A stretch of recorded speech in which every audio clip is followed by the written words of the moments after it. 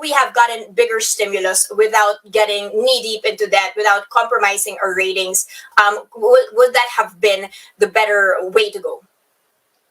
Well, there's a couple of ways to look at this. First of all, is that the Philippines economy is digging itself out of a deeper hole than most regional economies. If you look at where the economy went last year, and in the first half of the year, it contracted by almost 20%. I mean, that was huge. The only country across the broader Asia-Pacific region that did worse was India.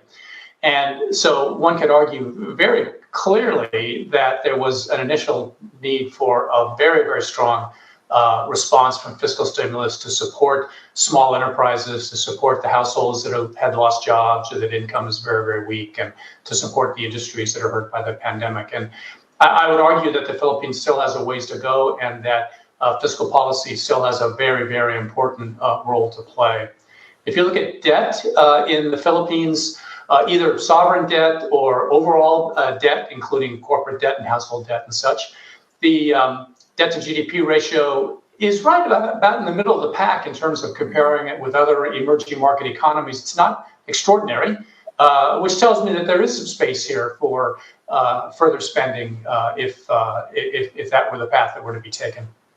Are we going to be able to fund that increased debt if this is the recovery path of the economy? Yeah, well, I think, again, the thing to remember is that the economy is recovering. It's slow, but there should be some acceleration this year and next year. I do expect that we may see growth somewhere 5.5% to 6% or something this year.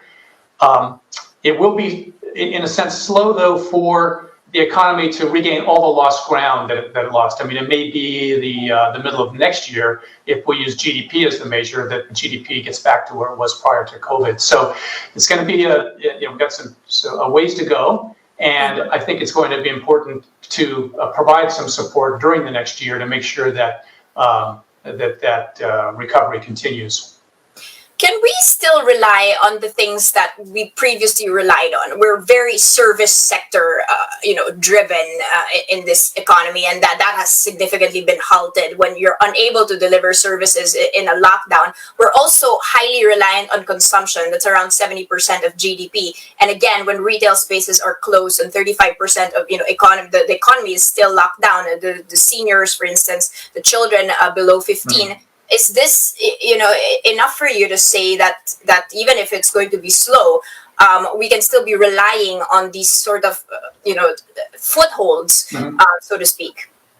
Yeah, you make a good point about consumption. In fact, last year when the economy was in recession, consumption spending fell to a greater extent than the broader economy. That was really tough on the Philippine economy.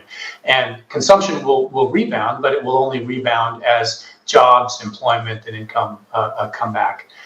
This is a time to be thinking about finding new drivers of economic growth. So, for example, right now, the most important driver of growth in the global economy is trade in goods. It's not the service economy, it is the goods producing economy.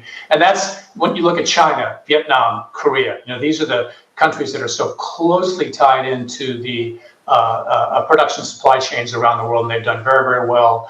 Partly also, too, because fiscal policy in those countries supported liquidity for manufacturers, kept them going, allowed them to open up very, very quickly.